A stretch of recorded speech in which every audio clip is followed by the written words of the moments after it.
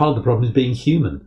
And, you don't get crocodiles or apes or having OCD, but only humans have this sense of self and that ability to imagine things in the future in ways that could be dangerous in some way, and to therefore activate your old brain and to go round in these tricky loops. You have found the Thinking Mind podcast. David Veale is a British psychiatrist. He is a visiting professor in Cognitive Behaviour Therapies at the Institute of Psychiatry, Psychology and Neuroscience, King's College London, and a Consultant Psychiatrist at the South London and Maudsley NHS Foundation Trust. His main clinical expertise is in the treatment of OCD, BDD, body dysmorphic disorder, emetophobia and depression, and he's developed and evaluated protocols for BDD and emetophobia that are used by other cognitive behaviour therapists. He's the author of 3 books, including Free Yourself from Emetophobia, Body Dysmorphic Disorder, A Treatment Manual, and Overcoming OCD. Professor Veale, thank you very much for joining me on the podcast today. Thank you. Something I'm always interested in is how people end up in the particular specialism that they end up in. And obviously you're known for obsessive compulsive disorder, body dysmorphic disorder, conditions along those lines. What do you think, if anything, drew you to dealing with that particular set of conditions? Well, I think my inspiration was when I was a specialist trainee under Professor Isaac Marks here at the Institute of Psychiatry.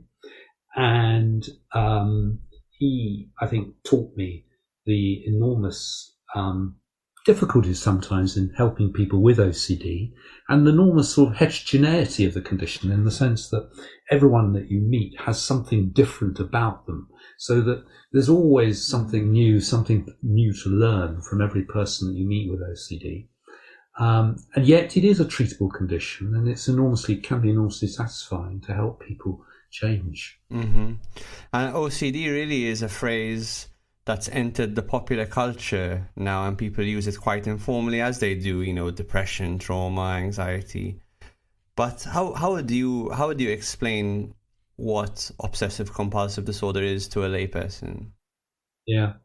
So, I think what you're referring to there was that often you hear in the popular culture sometimes, I'm a little bit OCD, and it's very important to people with OCD because it's a serious condition. And so OCD stands for Obsessive Compulsive Disorder, and therefore it consists of both obsessions and usually compulsions. And of course it's a disorder, and therefore by disorder it means it's sufficiently time-consuming, distressing, or interfering with your life in some way. And the nature of obsessions are that they're distressing, intrusive thoughts, images, sensations, urges that just will pop into your head, and they're frequently unwanted, distressing, and usually against your values, and they're difficult to control or get rid of. And so an example might be perhaps the sensation of your hands being contaminated with bodily fluids, perhaps, or a doubt about whether you just run over a cyclist, or an image of stabbing your baby, or a strong urge to have objects placed in a particular order so they feel right. There are many different types of obsessions. They're usually about trying to prevent something bad from happening, some harm, or just to avoid a feeling of disgust, or just to avoid feeling not right in some way. And so the other side of the coin to the obsessions is the compulsions. And these are things you have to do repeatedly. So it can either be observed by others, for example, checking something like a door is locked, or it could be a mental compulsion that you can't be observed, like saying a certain phrase until it feels right in some way. And both of those things are like two sides of a coin, and they're usually associated with various avoidance behaviours as well. So in order to avoid an obsession being triggered, let's say if you've got fears of contamination, you might be avoiding touching certain handles or toilet seats and things like this that you think are going to trigger off your fears of contamination. So it's obsessions, compulsions, and avoidance behaviour, plus the main emotions are anxiety and sometimes disgust. Mm-hmm. So it becomes like a cycle, doesn't it, where you have obsessions, these intrusive thoughts and images, and they seem to come, like all thoughts, kind of spontaneously out of the ether without the person actively thinking about them. They come in, they're usually quite distressing, they generate a lot of anxiety, and then the compulsions, there's some connection in that the compulsions are thought to be a way to ameliorate the anxiety generated by those obsessions. And I would say there are four main themes. Mm-hmm. The first is the theme of contamination, where it's triggered by germs, viruses, or just sort of poisons in some way. And there is this big issue about trying not to transfer one piece of contamination to another. Yeah. And the second main type of OCD is to do with responsibility for harm. So that could be a burglary or a fire or running over a pedestrian or something like that. The third main type of OCD is unacceptable thoughts, particularly to do with sex and violence and religion and blasphemy or relationships in general. And the fourth main type of OCD is to do with an urge for order and completeness and symmetry. So, and very often people have, not just one type of OCD, but they've got other sort of dimensions as well. So they've got sort of OCD galore, or 2 or 3 different types of problems, but usually one is dominant. Is there an age where people tend to very typically develop OCD? Yeah, I mean, it typically presents during adolescence or being as a young person in the 20s. But it may take up to 10 years before the person is actually getting the right help. So it does. It's often for many people it is a chronic problem. It can occur in children and it can occur in the elderly, but it's commonly a sort of young person that develops it first.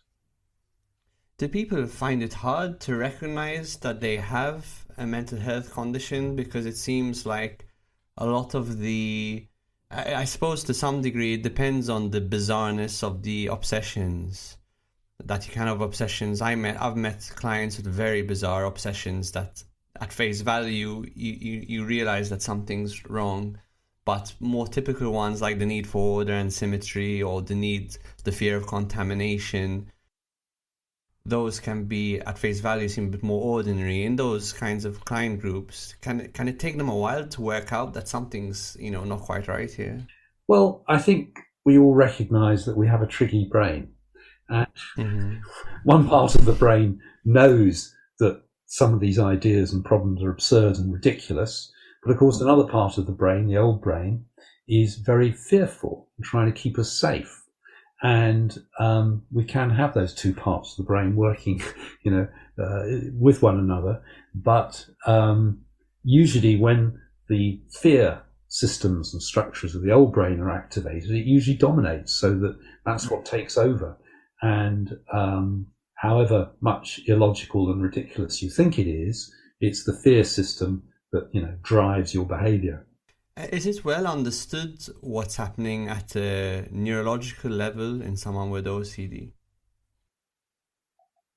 Not really. I mean, I think people can paint a broad brush in terms of what seems to be happening in certain circuits in the brain between the old brain and the basal ganglia and so on, and the new brain up in the orbital frontal circuits.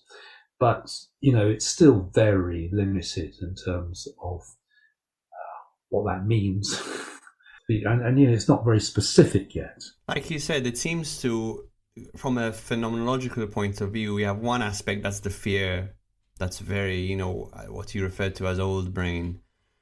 And the other aspect that seems quite new, thoughts like higher level cognitive functioning. And there's this sort of strange relationship between the two, which is interesting in a sense. Is there known to be a kind of a genetic basis for OCD?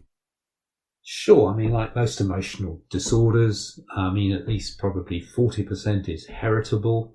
But as I said, part of the problem is being human, and You don't get crocodiles or apes sort of having OCD, but only humans have this sense of self and that ability to imagine things in the future in ways that could be dangerous in some way, and to therefore activate your old brain and to go round in these tricky loops between the two. So, and obviously there are things which shape you as well during childhood and adolescence, which are going to be important. And sometimes it can be, quite obvious trauma memories in some way. Sometimes linked to not necessarily trauma, but aversive experiences of being teased or bullied or betrayed in some way. So as in most mental disorders, there is a jigsaw, and we know some piece of those jigsaws and the heritability and things that shape you, but obviously there are many things that we don't know. We don't really fully understand yet, obviously, how it all fits together. Mm-hmm. Yeah, I think it's interesting that you mentioned trauma. A lot of mental health conditions are now being viewed through the window of trauma. And the way I've started to think about it is that you have a certain genetic makeup that might predispose you to one condition or another. Like you might have a genetic makeup that might predispose you to psychosis, schizophrenia, or bipolar, or depression, or OCD. And then the trauma may serve as an environmental activator. I had a client once who had a very big specific trauma related to their capacity to injure other people. So he had a trauma related to that.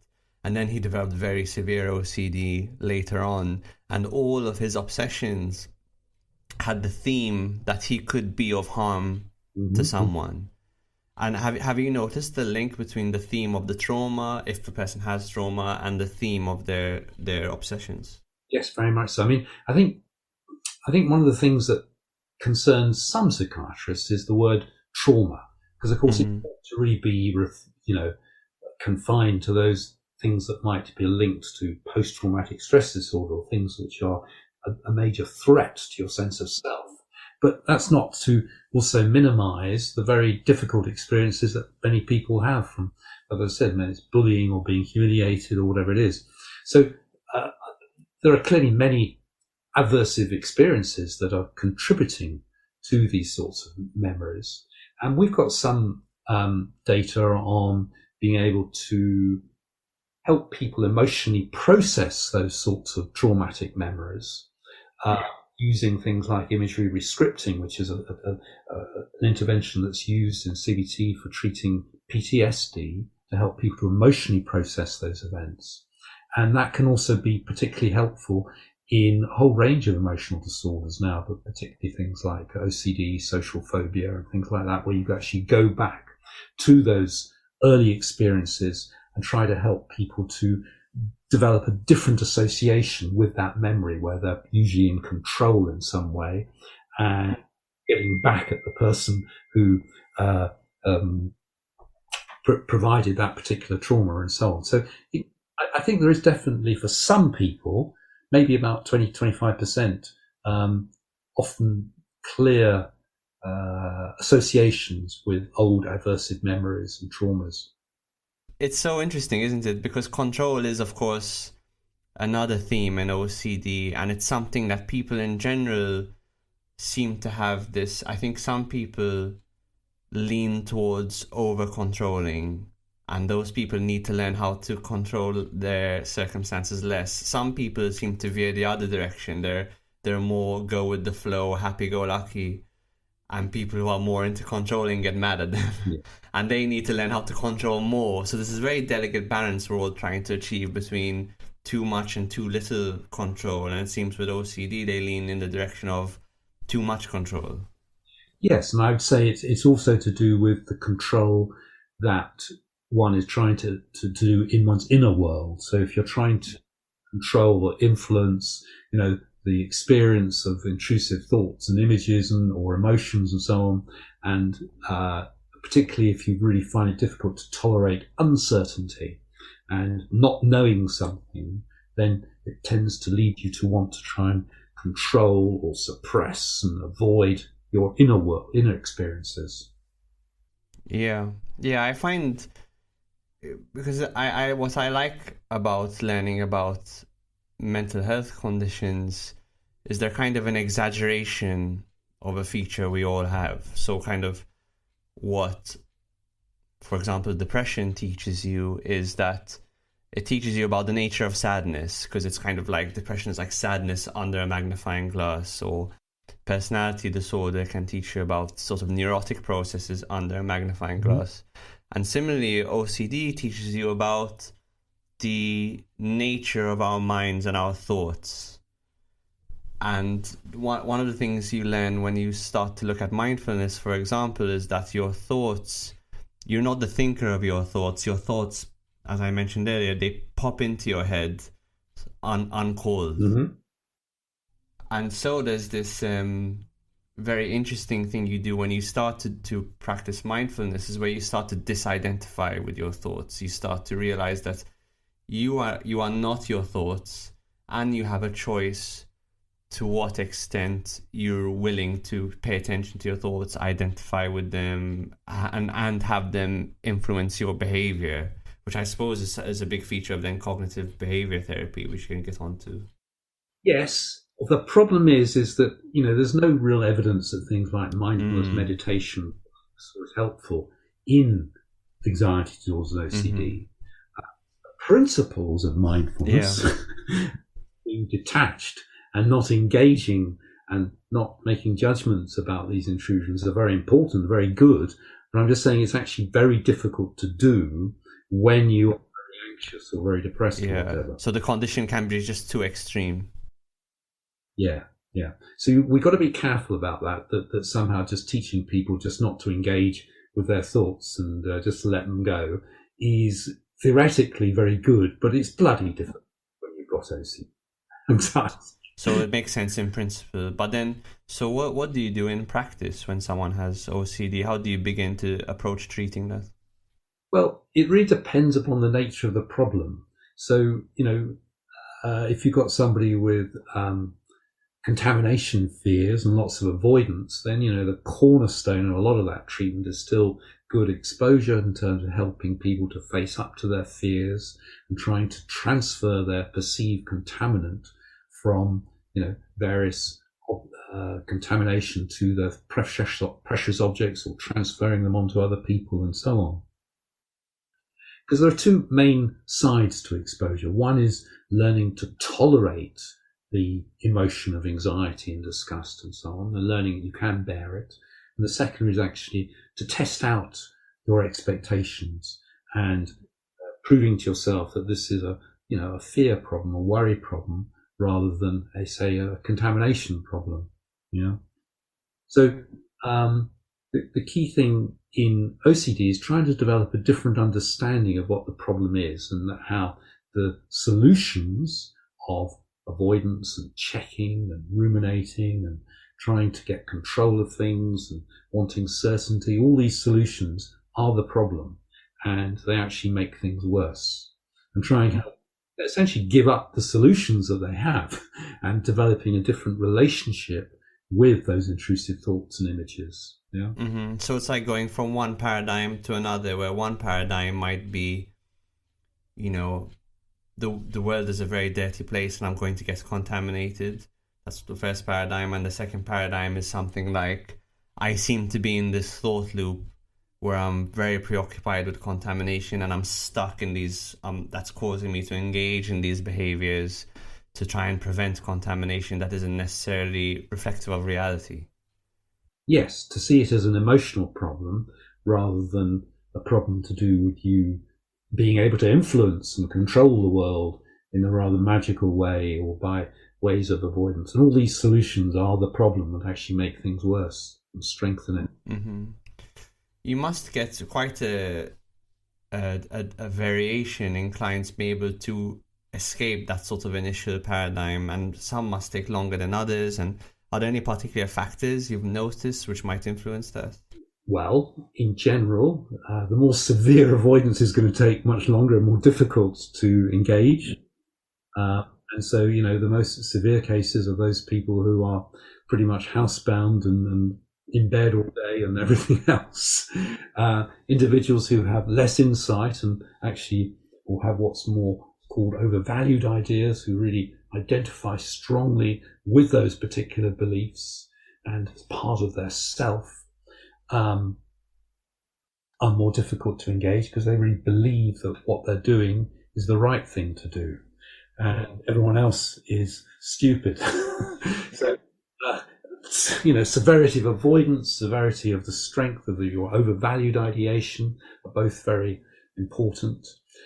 Very often other additional problems make it more difficult. So individuals who also suffer from autistic spectrum disorder have a little bit more, struggle more. People who perhaps are very underweight, have other eating, like disordered eating because of their OCD, are going to do worse. If you're more severely depressed, again, it's going to make life more difficult. So there's all sorts of things that make life more difficult, should we say, in treating those. I guess it's a problem of abstraction, isn't it? It's abstraction and flexibility of thinking. Are you able to not just take your problem at face value, but create an abstraction from that and manipulate that so that you could see it in a different way, again, like we were talking about, not contamination itself, but a problem with contamination, say. Yes, so I think we'd refer to it as, say, cognitive flexibility. Cognitive flexibility. To look at things in a different way. I suppose others might refer to it as being psychologically flexible, psychologically minded. So, of course, these sorts of problems are a lot easier to treat when you are more cognitively flexible. And the more intolerant you are of emotion and anxiety, again, it makes it more difficult. So individuals who are what's referred to as emotionally dysregulated, have more emotional unstable personality, then they struggle more because they're going to really find it difficult to tolerate the emotion and anxiety which might be generated when you're testing out your fears. So you mentioned graded exposure. So that's like the classic behavioral treatment for anxiety, exposing someone to the thing that makes them anxious, the thing they're avoided in sort of an incremental way, which is very effective and really decrease the anxiety. And then maybe a step above that is something more like cognitive behavior therapy. Yes. Maybe you could talk me through, let's say someone is very afraid of contamination, and as a result, let's say they spend several hours a day washing their hands. Mm-hmm. Maybe you could take me through how cognitive behavior therapy could help them address that problem. Yeah. So the first thing to do, as I said, is to have a really good understanding of what the problem is and what's maintaining it, what's keeping it going. And there will be certain other cognitive processes that maintain that particular problem. So we've already talked about some of the behavioral activities, particularly avoidance, and the use of various safety behaviors. Let's say a person is wearing gloves in certain situations, or as you say, wearing certain checking and washing their hands successfully. So all these things maintain and keep the problem going. But in addition, there'll be various cognitive processes, and particularly in terms of the intolerance of uncertainty. That is, the need to know something for certain, that nothing bad is going to happen if I don't wash my hands or something. So often it's the not knowing, which is far worse than actually knowing that something bad is going to happen. Yeah. And then individuals also often have an overinflated sense of responsibility in terms of the degree of influence they believe that they have in being able to prevent the harm. And the recognition that certain criteria may be used to finish washing. So, for example, I only finish washing when I feel comfortable or when it feels right in some way. Yeah? So it's important to be able to try and identify these particular criteria and processes and help people to recognize that perhaps the way they're thinking about these things are not very helpful and they actually make it worse. And there are different ways of thinking about it, and therefore different ways of solving this problem, because obviously the more that they stick with their criteria, for example, of only finishing washing or checking whatever when it feels right, when it feels comfortable, is actually going to maintain it and keep it going. So really with CBT, you're kind of creating a very detailed map of all of the different processes which are perpetuating the issue. So the cognitive would be more like the thoughts, and then of course the emotions, and then the behaviors, and you're kind of examining the relationship between all three, how they perpetuate each other. But in general, we don't tend to get involved in the content of that worry. So, for example, we don't go down the route of, well, what's the evidence that you're not going to get contaminated from this and things like this, because, OCD is a doubting disease, and there are no guarantees or anything in life. And so, of course, it's, even if you've got the evidence that it's not contaminated, it doesn't feel right. So we don't generally get involved in the content. Some types of CBT will get involved in some of the assumptions or beliefs about being contaminated, the idea perhaps that you might die and this is going to be dreadful because it's all to do with, a fear of dying, or, what will happen after you die in some way. So sometimes it's important to try and explore some of those issues, but we're not going to get involved in the actual content of the contamination or the great, the immediate threat. Mm-hmm. That's very interesting from a psychological and I think also a philosophical perspective, to deal at the level of process rather than the level of content. I think about, for example, working with a socially anxious client, and they might say, well, I went to the party and this person definitely didn't like me and this person didn't like me and that person laughed at me, etc. And you might get them to think on a bit of a higher level, what was the process that actually socializing is a kind of bi-directional process where you're interacting with people. What did you bring to that interaction that might have influenced the course of events, but also how do you tend to interpret events? So you might, one person might interpret someone laughing at them as laughing with them, as it being a pro-social gesture, whereas another person might see them as immediately put themselves in what we call the one down position, like I'm not okay. So this way of thinking of process over content is something that I think a lot of people can benefit from, because a lot of people are very much, I guess to some extent, we're all the prisoners of our own process. Yes, and sometimes it can be associated, you can explore some of the associations, some of the early experiences that might have led you to come to that particular conclusion, because very often, as we talked about before, some of those early experiences might still be influencing the present, and it still feels as if you're being rejected, or it still feels as if, from an early experience. Yeah, so you're getting like these emotional echoes from the past. Yeah, so it's important sometimes to help identify those, and sometimes the meaning that were associated with those early experiences, and sometimes it's important to try to help you emotionally process some of those early experiences. Mm-hmm. So that they can be brought up to date and no longer have a sense of nowness. Yes, and especially if they're unconscious of it, if they have the emotional residue of the past experience without even realizing that this is from a past experience. Yeah, and thinking this is my body's reaction to the present. Yes. I saw a lecture that you gave on YouTube, and during that lecture, I do my research very carefully, and there was an OCD patient who was talking to his OCD, the empty chair work, which I found very compelling. Is that something that you've used a lot in clinical practice, or do you think it should be used? I think I know the one you mean.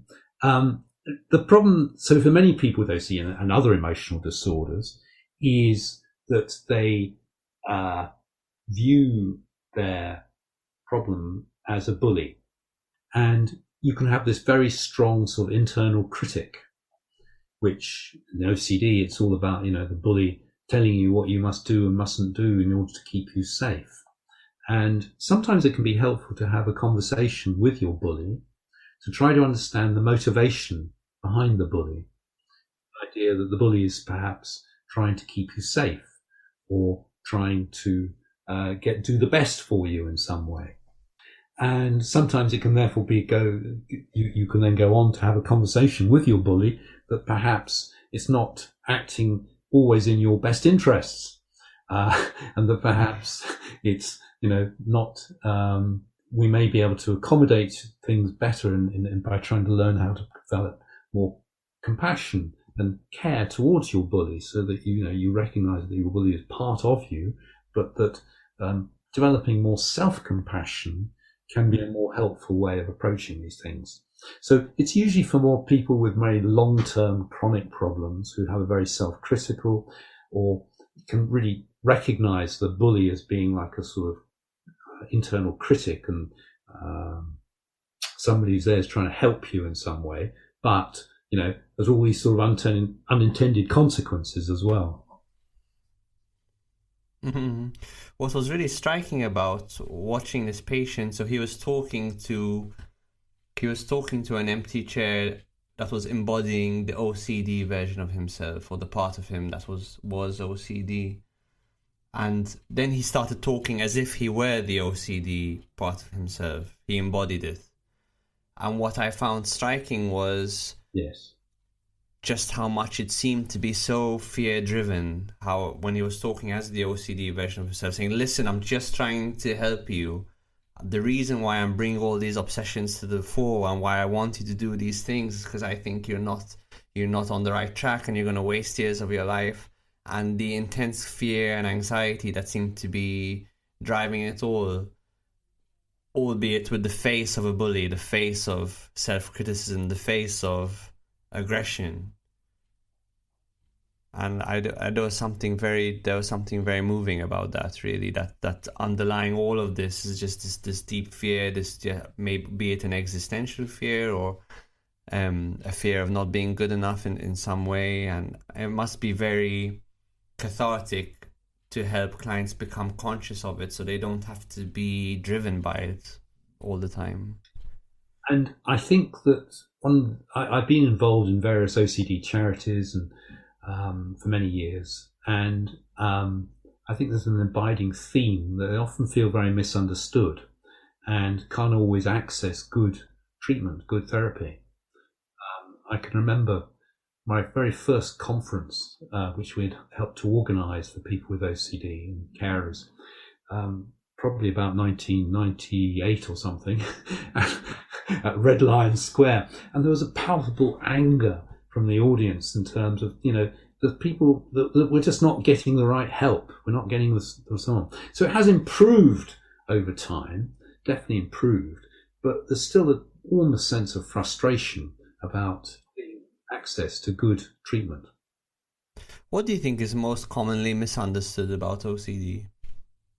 I think very often the message given to people with OCD is, just face up to your fears, just stop doing the compulsions, pull yourselves together sort of thing. And not really understanding that this is bloody difficult and really tough and requires a lot of courage.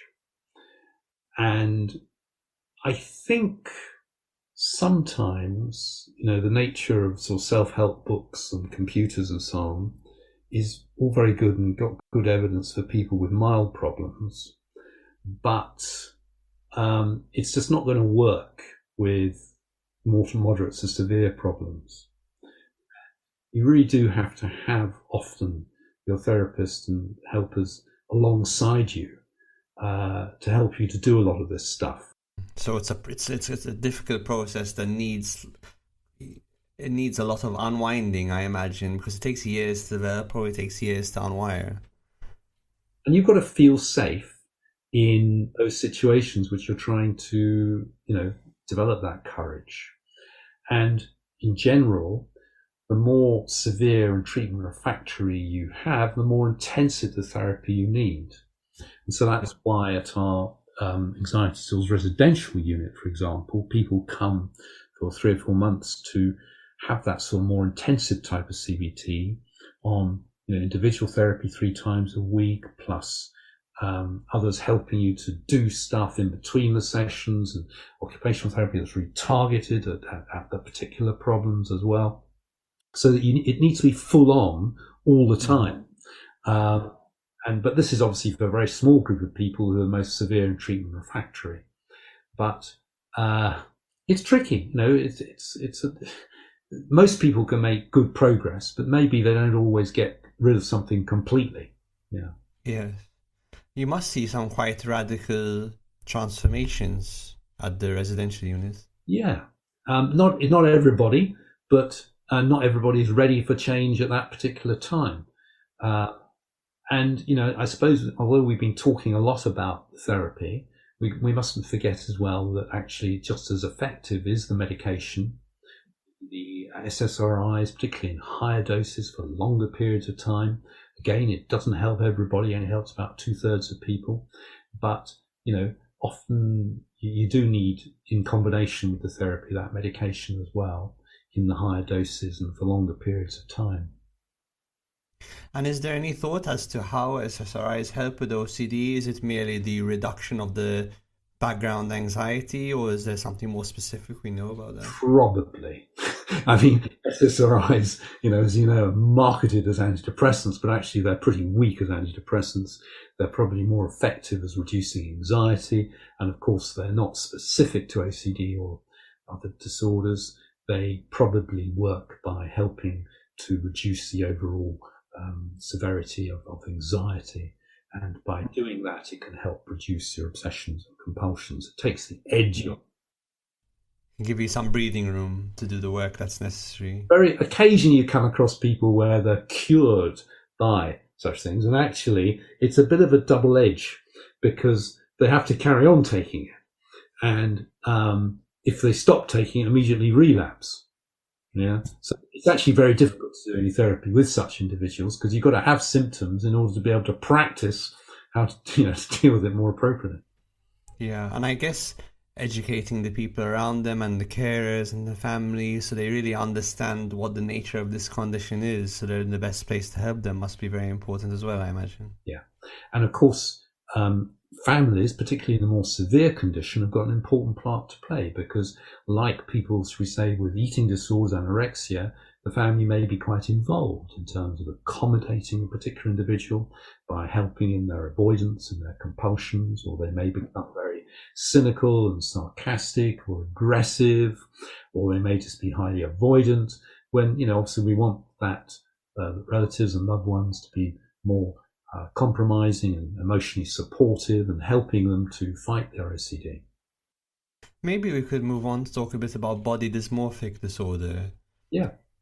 How would you explain body dysmorphic disorder to a layperson? Well, in a way, it's a sister to OCD in the sense that it's a preoccupation with perceived defects in one's appearance, and it's often associated with many repetitive type behaviours or compulsions of checking and the mirrors and comparing.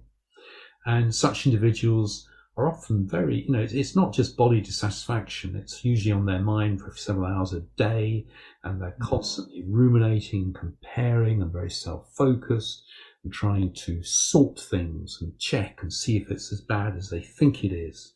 And lots of avoidance behaviour in terms of camouflaging and trying to prevent themselves from being rejected or humiliated. And it's a very tough condition, again, to treat or to overcome. It's more difficult to overcome than OCD, and it's got higher suicide rates and attempts at suicide. So it's a difficult condition.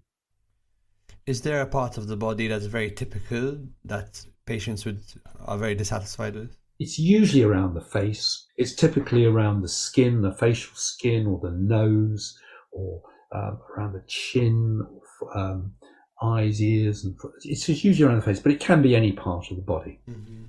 And again, in taking the histories from these patients, is there something typical that stands out? Is there some theme of non-acceptance, of trauma? Well, I would say the main emotion is, again, around anxiety and disgust or hatred of that particular bodily parts. And again, like in OCD, there is often a history of being teased or humiliated about some aspect of their appearance or other things in general just being different. But again, not necessarily. And it may be that they've seen or others who have been rejected or humiliated. So there is sometimes a clear history of being teased or rejected, about being different, but not necessarily. Mm-hmm. And so is the treatment pathway largely similar to obsessive compulsive disorder? Yes, in the sense that it does involve helping individuals to face up to their fears without their camouflage and things which they're helping them to resist the urges to check. And again, the focus is on the processes, particularly to do with trying to help people to understand the motivation behind comparing and ruminating, and trying to help them get them out of their head, and not, in other words, not to treat this as an appearance problem, but trying to treat this more as a body image or an emotional problem. Yeah, because at the moment, everything is devoted to trying to change or camouflage their appearance. And whilst you do that, then particularly when other people can't really see what the problem is, of course, it will drive you and everybody else around the bend. Yeah, they think the problem is their physical form, whereas the problem is really the sense of inadequacy which they've inappropriately linked to their physical form. Yes, and of course the solutions, therefore they believe, are often in cosmetic surgery or dermatological treatments and camouflaging in various ways, and all these things, of course, just make the problem worse. And it could just be spending hours searching for the perfect surgeon on the internet, or constantly monitoring and checking things in the mirror, and just it gets added to by the depression and other complicating things. But it's very tricky. Have you had clients who have undergone a serious intervention, like a surgery, something along those lines, and they still feel that part of their body is ugly or disgusting? Say they reduce the size of their nose or something along those lines? It's very difficult to do research in this area because it's very difficult to do these things prospectively. But in general, certainly by the time they come to our specialist clinics, they will have had experience of some form of cosmetic procedures. And interestingly, sometimes some of those cosmetic procedures they've been satisfied by, but then something difficult happens and they've been dissatisfied, or it hasn't done what it was meant to be doing. So there may be some procedures which are more risky than others. I mean, things like rhinoplasty and nose jobs and things seem to be definitely more risky. But say breast augmentation or something like that tends to be less risky, and so on. So it's a complicated area, and it's very difficult to do research in. Mm-hmm. But anecdotally, have you met clients who have had these interventions and feel very dissatisfied? Oh, absolutely. And I mean, sometimes they may be satisfied by a particular procedure, but they've still got BDD and they're still preoccupied, or it moves to a different area. So it's complicated. So the worry might remain, but just move to a different part of their body. Yeah. Are there any lessons that you've learned? Because I feel like when I work with my clients, I learn a lot of lessons. One of the cool things about being a psychiatrist is you have the benefit of learning from so many people's life experiences. Mm-hmm. Are there any particular lessons you've learned from your patients that you really find helpful in your personal life? I think I can always think of it as a blessing as not having a mental emotional disorder, and recognizing that one's own problems are just nothing compared to some people's problems that I've met. Now, it is difficult being human, and difficult to, I think, the suffering that you're going to have, whether it's from a mental disorder or whether it's going to be if you get leukemia or something. I think it's really tough being human, and I can often learn from the courage and the way that my patients face up to their fears and try to solve their problems in one's everyday life. Yeah. And lastly, if you had a brand new psychiatry trainee in front of you and you had to give some advice about approaching conditions like obsessive compulsive disorder, body dysmorphic disorder, what do you tell them? I'd like them to really go out and live with that particular individual in their everyday life, in terms of what sorts of the things they have to struggle with, whether it's at home or in public transport or whatever, and really try to put yourself in the mind of that individual and what their lived experience is. Because there are so many subtleties of things that they're constantly having to monitor and check and do to try to prevent harm from happening. And just trying to give them sort of almost like a running commentary on what it is that's going on. And really learn from your patients in that particular way. To get a sense of just how debilitating it can be. Yeah. Because often things that you notice, you observe, is only, half the picture. You see the client in front of you, and I guess because so much of it is internal, you can be misled into thinking things are much better than they actually are. But when you're with the client, so to speak, taking history, and they're talking about cleaning for hours and hours or obsessively checking for hours and hours, and then you get a real sense of just how much of an impediment this is in their day-to-day life.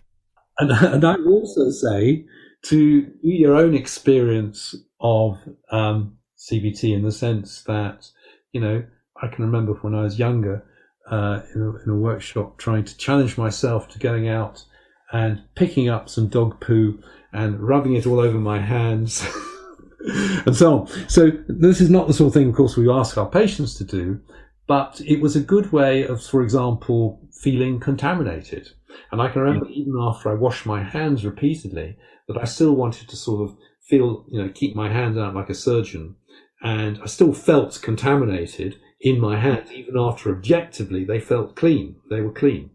Yeah. So it's these sorts of things that, having direct experience of doing exposures and things, which is a very powerful way of actually learning from your patients. Yeah, I find if you look hard enough at your own experiences, you might not have a diagnosable mental health condition, but you can get those hints. Oh, yes. Those sparks of, I can see if this was 10 times worse, this would be, when I've checked something a little bit more than I've had to, and I can see how this could become a problem. Another one I'd recommend, certainly for BDD, is to really get a nice mirror and put some depression music in the background, like Wagner or something, and really home in on those parts of you in the mirror that you don't like, and really ruminate about it, or compare yourself to something much bigger, and really want to try and change that bit of you. It's awful to keep it up for about half an hour. And this is what people with BDD are doing in front of the mirror, and it's just a ghastly experience. Yeah, and you get the sense of I think there's a Marcus Aurelius quote: "The quality of your life is dictated by the quality of your thoughts." Yeah. Something like that. And you see, if you occupy that mental landscape, other things in your life can be going great, but the quality of your life can be awful. Yeah. Professor David Veale, thank you very much for joining me. You're welcome back anytime. Thank you. You are listening to the Thinking Mind podcast. Thank you so much for listening to this episode. If you enjoyed it, please share it with a friend or give us a rating. It really does help people to find us. If you find the podcast valuable, why not buy us a coffee to help keep us going? There's a link in the show notes. As ever, we love to hear from you and love to hear what you think. So drop us an email or get in touch on social media. Thank you so much.